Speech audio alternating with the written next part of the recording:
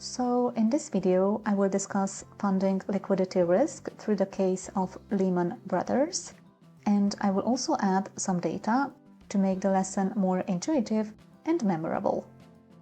With that said, let's get right into the content. So, speaking directly from the conclusion, in terms of what went wrong, there are three major factors mentioned in the reading. The first factor is expanding business too fast, especially the real estate business. The second factor was worsening macroeconomic conditions, which refers to the housing market crash. And the third factor was high reliance on short-term financing, especially through repo agreement rollovers. Together, these factors raised concerns about the valuation of the real estate-based assets of Lehman Brothers, which ultimately led to a loss in market confidence, which in turn has led to Lehman's inability to roll over short-term funding, which ultimately led to bankruptcy. And to illustrate these points with data, I want you to look at Lehman's reported total assets and total liabilities. Within total assets, a key component is mortgage-related assets, represented by mortgage and mortgage-backed securities, shown over here. The remaining portion consists of other assets, and as you can observe, Lehman's total asset increased very sharply over time. And I also added the leverage ratio in this graph, which is defined as total assets divided by total equity. Now looking at total liabilities, a major component is repo agreements, and these ones refer to very short-term funding, oftentimes overnight.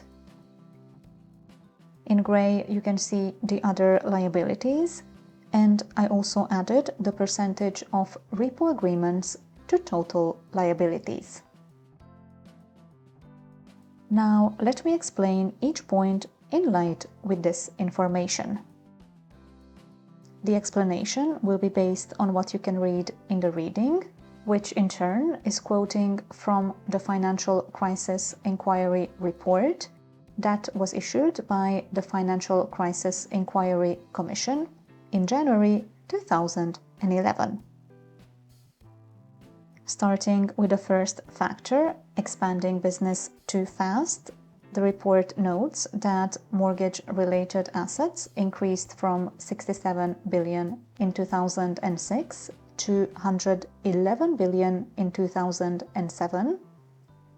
And I want you to note that the numbers do not match perfectly with the numbers in the graph, because the graph itself represents Lehman's reported inventory, and the discrepancy is likely because the report also includes exposure from subprime lenders that Lehman has acquired over time.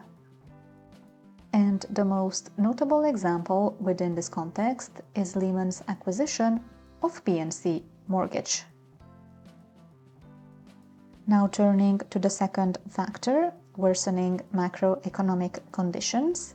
This refers to housing prices starting to decline between 2006 and 2007.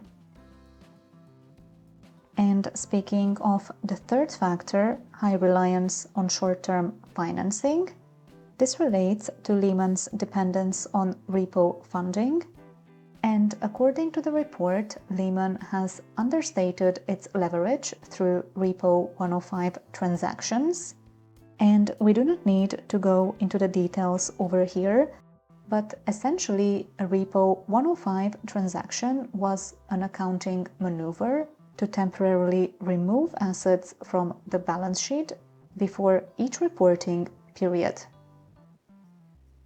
So what you need to understand is that while leverage increased, this maneuver has understated leverage significantly, and so was the share of repo agreements to total liabilities, which, as you can observe, appeared to have declined over time.